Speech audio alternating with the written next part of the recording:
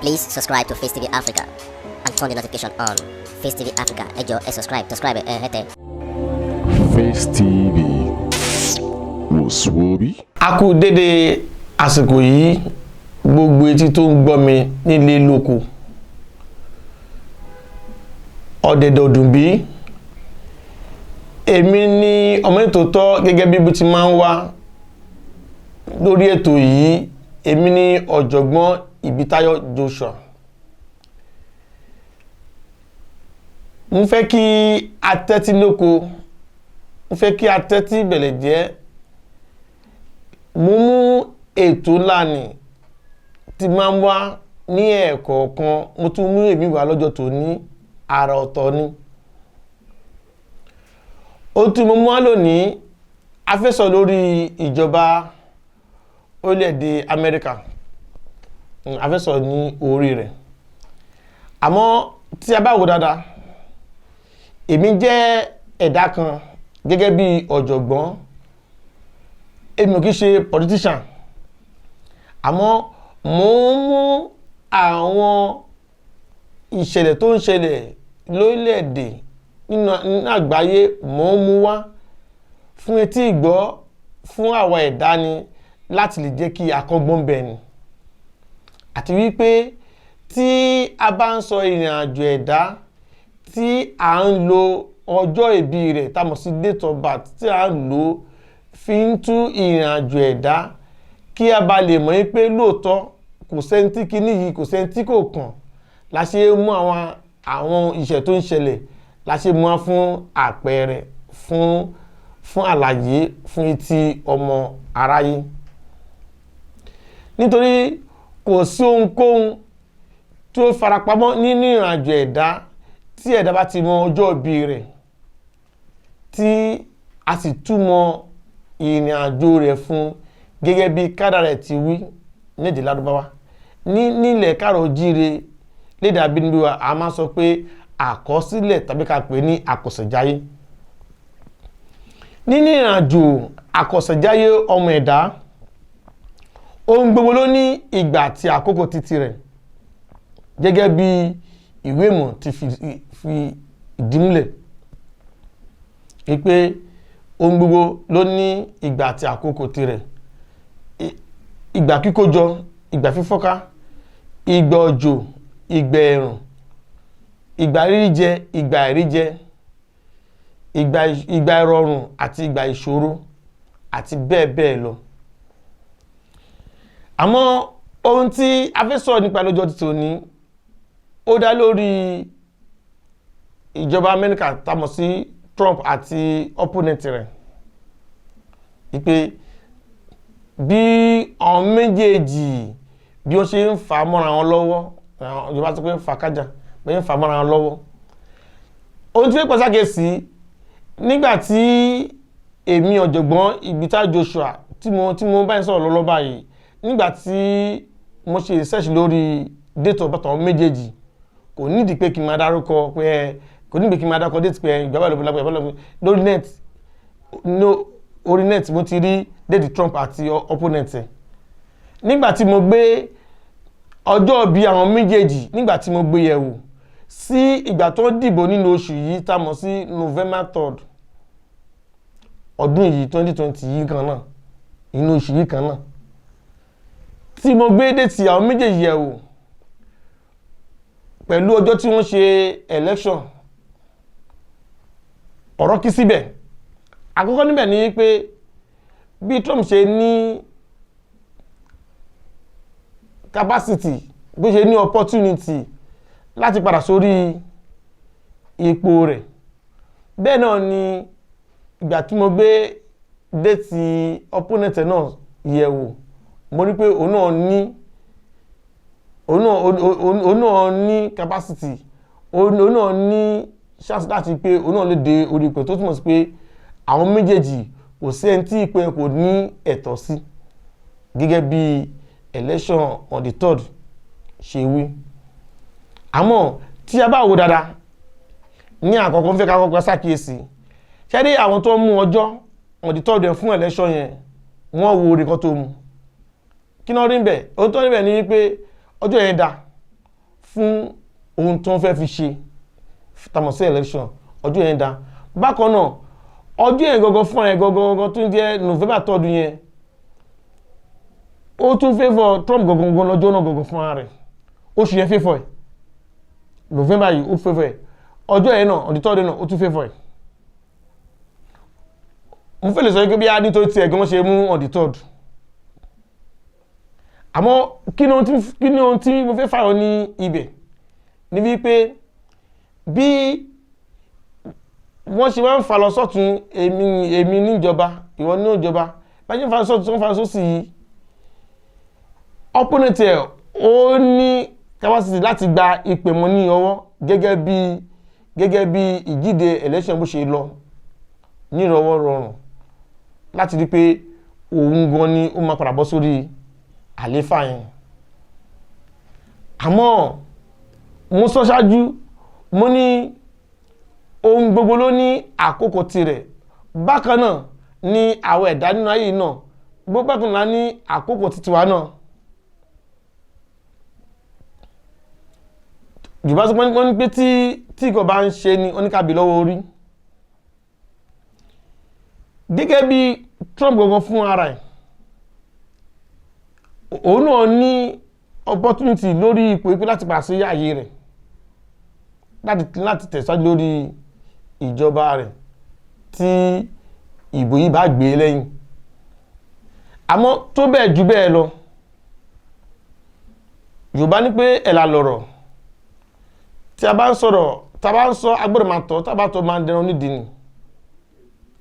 Nínú ìrìn àjò election yìí ìwé ìmọ̀ jẹ́ kó yẹ pé tí ìpìlẹ̀ bá dúró re ó di dandan kí ohun tó ń bẹ nínú ìpìlẹ̀ yìí kó ṣe ẹnu re. Nínú ìrìnàjò Trump ní ààyè àwọn opportunity kọ̀ọ̀kan wà ní iwájú ẹ̀ lọ́wọ́lọ́wọ́ báyìí. Apart from pé ọjọ́ tó dìbò yìí gangan November 3rd yìí ọjọ́ ẹ̀ fẹ́ fọ́ ẹ̀ ọjọ́ ẹ̀ fẹ́ fọ́ ẹ̀ ìpìlẹ̀ ìrìnàjò election tó sì ń ká lọ́wọ́ yìí ni ó fẹ́ fọ́ ẹ̀. Bẹ́ẹ̀ bó ṣe wá fẹ́ fọ́ ẹ̀ náà bákan náà ni àwọn opportunity kankan náà tún wà níwájú ẹ̀ lọ́wọ́lọ́wọ́ débi wípé tẹ́ bá wò dáadáa lọ́wọ́lọ́wọ́ báyìí àwọn tó ń gbè lẹ́yìn opponent wọ́n pọ̀ tó ń dù sọ́tún tó ń dù sósì. Àmọ́ síbẹ̀síbẹ̀ àwọn tó jẹ́ afọbajẹ gangan wọ́n ti sọ̀rọ̀ tó jẹ́ afọbajẹ gangan ti sọ̀rọ̀. Gbogbo tí ń jẹ́ títọ́ Ọlọ́run alààyè bí wọ́n ṣe ń ba lọ wẹ́rẹ́ tẹ́ pé wọ́n ń dùn mọ́ra wọn lọ́wọ́ yìí èmi ní ìwọ kọ́ èmi ní ìwọ kọ́ ẹ jẹ́ ká gbẹ́gbẹ́ ọ̀tún ẹ jẹ́ ká lọ kóòtù ẹ jẹ́ ká ṣe gbá ẹ jẹ́ ká ṣe àwo ẹ rí i pé àwọn afọbajẹ wọn ti sọ tó pé àwọn ló ní final say. But síbẹ̀síbẹ̀ ohun tí mo fẹ́ fàǹfà ni pé tí a bá ń bá ọ̀rọ̀ yìí lọ wẹ́rẹ́ tí oṣù bá fi máa parí pé agbẹ́dúndé December especially àwọ̀ December 10 sí December 15 pẹ̀lú ìgọ́lọ́run àwọn ìràwọ̀ kan máa sún.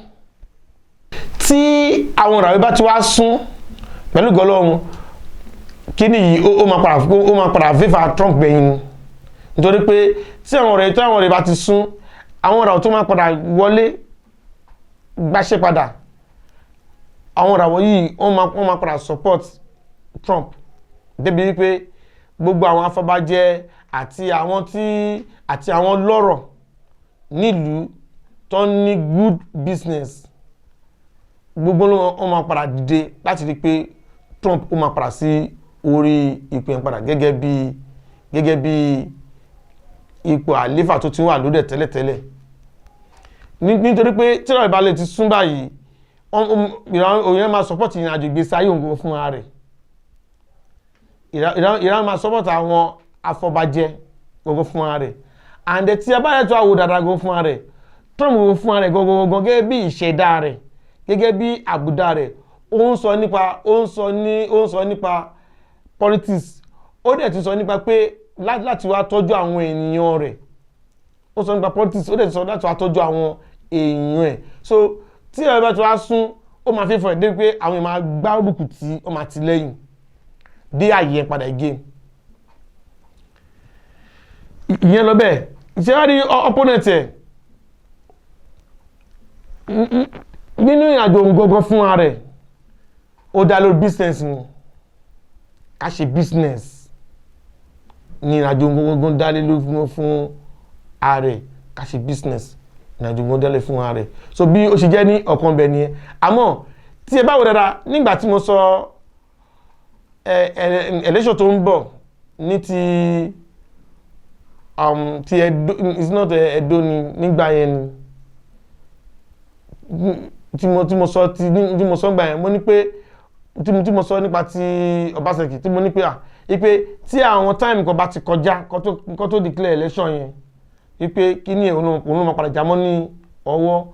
pẹ̀lú gọ́lọ́ nígbà tí time tí mo sọ yẹn náà tó padà kọjá tó mo sì rántí election yẹn on the 19th of September kan nígbà náà rọrùn nígbà tí time yẹn kọjá ẹ rí pé ó padà favour Ọbaṣẹ́kì nígbà náà lọ́hùn gẹ́gẹ́ bí mo sọ pé táwọn kan bá ti lè kọjá bẹ́ẹ̀ náà gẹ́gẹ́ náà ni ti Trump náà wọ́n tó wá lè mú tó pé gbogbo fàákàjà tọ́jọ́ fà lọ́lọ́ báyìí tó bá lè gbọ́ December 15 pẹ̀lú gọ́lọ́ kí ni Trump tó kí ni máa padà favour but before that on the 15 yẹn tẹ́ pé wọ́n padà gbogbo àròpọ̀ àyọkúrò tí wọ́n ṣe lọ́lọ́ báyìí tẹ́ pé wọ́n ti ṣe tán before on the 15 yẹn a jẹ́ pé opponent ẹ̀ ni ló pàjá mọ́ nìyẹn but tó bá lè ti kọjá on the 15 àbí on the 15 wọlé ní December 15 wọn tí yanjú ọ̀rọ̀ yìí pẹ̀lú gọlọ́run kí tó kó máa retí seat ẹ̀ padà lórí ipò rẹ̀ bí ọ̀rọ̀ ti election tí ó ń lọ lọ́wọ́ l'Amẹ́ríkà bí ó ṣe jẹ́ nìyẹn nínú ìrìnàjò nínú ọ̀rọ̀ gẹ́gẹ́ bí ọ̀rọ̀ tí mo ń sọ bọ̀ mo sọ ṣáájú mo ní èmi kìí ṣe politician ọ̀jọ̀gbọ́n ni èmi kàn sọ àwọn eléyìí láti lè pẹ́ra sí àkíyèsí lórí ìrìn àjò ayé oníkálukú wa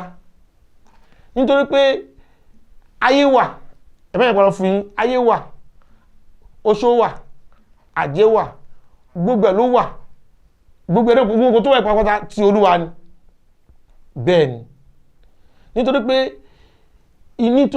nítojú àjẹ́ la ṣe bí ọba nítojú oṣó la ṣe bí ọba wọn ò rí pàjẹ́ o àfìgbà tó padà dọ́ba yẹn náà nínú ayé yìí náà tó padà dọ́ba yẹn náà so nípa èdè yìí tí a bá ń sọ nípa ìmọ̀ pàápàá jùlọ ìmọ̀ tí ẹ̀dá fi ń lo ìgbésí ayé rẹ̀ tí kò sí kọlù kankan ní inú rẹ̀ pẹ̀lú ògo Ọlọ́run tí ẹ̀dá bá ti mọ ìrìn àjò tó wà nínú ọjọ́ ìbí rẹ̀ tó máa tún tẹnu mọ́ dáadáa pé ọjọ́ ìbí agọgọgọ òun ló fẹ́ sọ bí a fẹ́ lo ìgbésí ayé wa oṣù tó bí ni ló fẹ́ sọ bí a fẹ́ rin ìrìn àjò àárọ̀ yes ọ̀sán tó bí ni ló fẹ́ indicate bí a fẹ́ lo ìgbà ọ̀sán yíẹ̀ tàmọ̀ sí ọdún tó bí ọmọ rẹ̀ sí láyé òun ló fẹ́ indicate bí a fẹ́ lo ìgbà alẹ́ nípàdé yìí ohunkóhun tí ó bá sí nínú ìrìn àjò oníkálukú kò lè ṣẹlẹ̀ sí o gbogbo ẹnu mo fi sọ ohunkóhun tó bá sí nínú àjò ẹ̀dá pẹ̀lú gọ́ọ̀lọ́ kò lè ṣẹlẹ̀ sí ní Yorùbá fi máa sọ pé ẹni tó bá rí ní bèbà kó bá òun kì í kó bá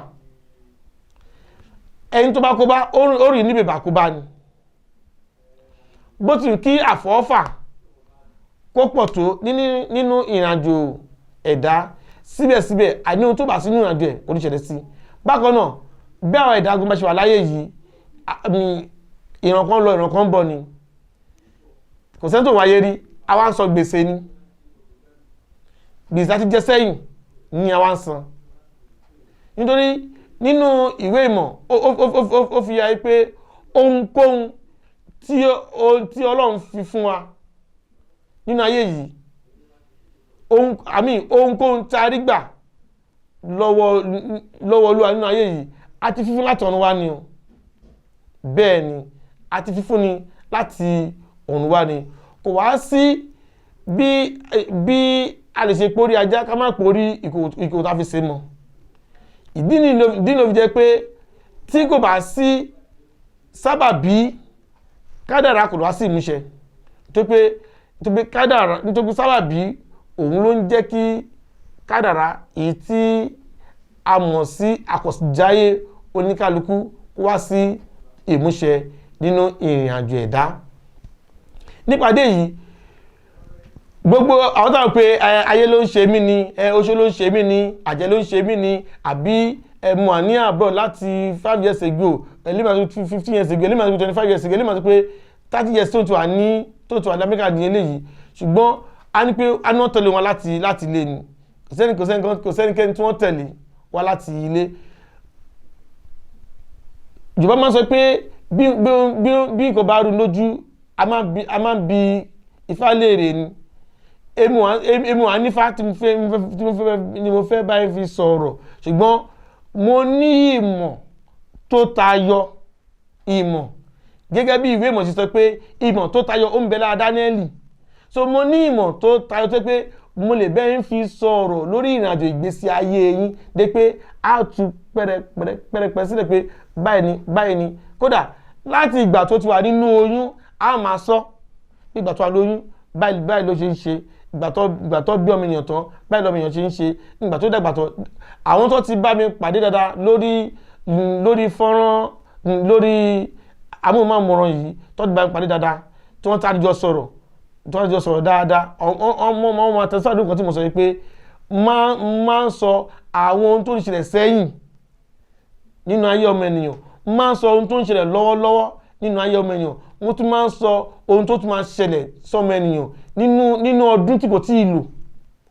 Bẹ́ẹ̀ ni nínú ọdún tí ọmọ ènìyàn kò tí ì lò máa tó pa tó bá di ní 2021 tó bá di ní 2025 ẹlòmíì 10, 15, 20 years coming máa sọ pé tó bá dọdún bàbá nǹkan bẹ́ẹ̀ ló máa ṣẹlẹ̀ sí nǹkan bẹ́ẹ̀ ló máa ṣẹlẹ̀ sí yálà ní ti dáadáa ni àbí ní ti dáadáa ní ìdàkejì. Ọmọ pé máa ń sọ dáadáa ìwọ́n náà gbìyànjú láti di pé ohun tó ṣe gangan báwo ló lè ṣe rí ọ̀nà àbáyọ kò sí pé fẹ́ rí ọ̀nà àbáyọ ju pé pèmí sórí fọ́nrán pèmí sórí nọ́mbà fọ́nrán tó wà ní ìsàlẹ̀ fọ́nrán yìí pèmí sórí nọ́mbà yìí máa ṣàlẹ̀ níwọ̀n wà tó bá ti mọ déètì ọjọ́ ìbí rẹ̀ tó mọ̀ sí déètì ọba tiẹ̀ máa ṣàlẹ̀ gbogbo ohun tó ń ṣẹlẹ̀ pátápátá sí ẹ nítorí pé ohun tí ẹ̀dá ò bá mọ̀ tó ń ṣẹlẹ̀ sẹ́dá ẹ̀dá ń pè láyé o tó ṣe kò máa tún yé wa àríró lè rí Yorùbá ń pé a fi ń dẹ́rù bọ́ lọ́rọ̀ ni kò sóhun tí ò ti ṣẹlẹ̀ rí kò dẹ̀ sóhun tí ò ti wáyé rí. So nípàdé yìí bí ọ̀rọ̀ ìrìnàjò ẹ̀dá bó ṣe lọ nìyẹn. Èmi tí ìtòótọ́ ọ̀jọ̀gbọ́n Ibitayo Joshua ó ti di ìgbà kan náà àtùmọ̀dá láyọ̀ o. Please subscribe to Facetv Africa and turn the notification on. Facetv Africa ẹ jọ̀ọ́ ẹ subscribe hẹ́tẹ̀. Facetv was Swoby.